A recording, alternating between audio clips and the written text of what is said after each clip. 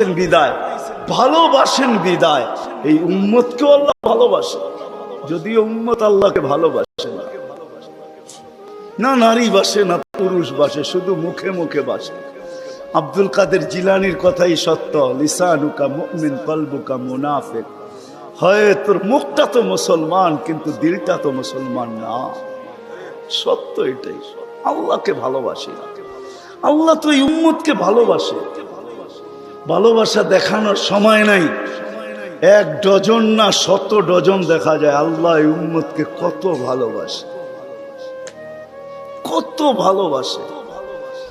বিদায় নবীজিকে ভালোবাসেন বিদায় আল্লাহ দেখাইতে চাইতেছে, আল্লাহকে রাজি করা সহজ করতেছে। আল্লাহ বলতেছে আমার বন্ধুকে রাজি করলি আমি রাজি, আমার বন্ধুকে রাজি কর।